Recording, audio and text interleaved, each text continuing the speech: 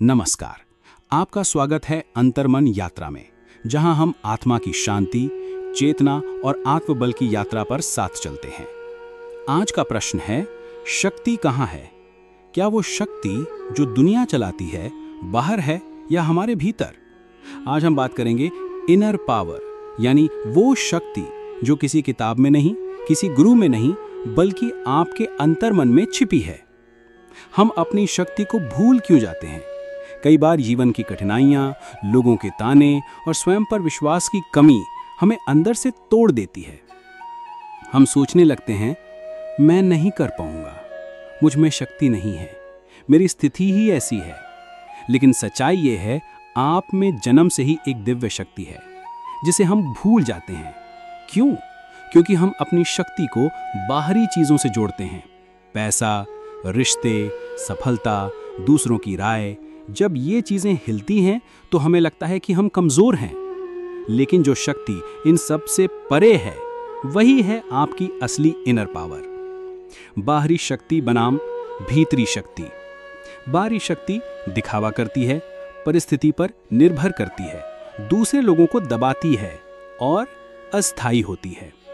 भीतरी शक्ति मौन रहती है, स्थिर होती है, आपको अपने साथ जोड़ती है और आपके जीवन को अर्थ देती है। भगवद गीता में भी श्री कृष्ण कहते हैं, शांत व्यक्ति ही सच्चा वीर होता है, जो क्रोध पर विजय पाले वही सबसे शक्तिशाली होता है। अब जानते हैं 3 ऐसे अभ्यास जो आपके भीतर की शक्ति को जागृत कर सकते हैं। अभ्यास 1, मौन प्लस अवधान, साइलेंस प्लस अवेयरनेस। हर दिन 10 मिनट मौन में बैठें, टीवी, मोबाइल, लोगों से अलग, सिर्फ स्वयं के साथ। अपनी सांसों को सुनिए, अपने विचारों को देखिए। कुछ भी बदलने की कोशिश ना करें, बस देखें। धीरे धीरे ये देखना आपको अपनी शक्ति का साक्षी बना देगा। मौन में ही शक्ति है, क्योंकि वहां कोई दिखावा नहीं होता, वहां सिर्फ आप होते हैं।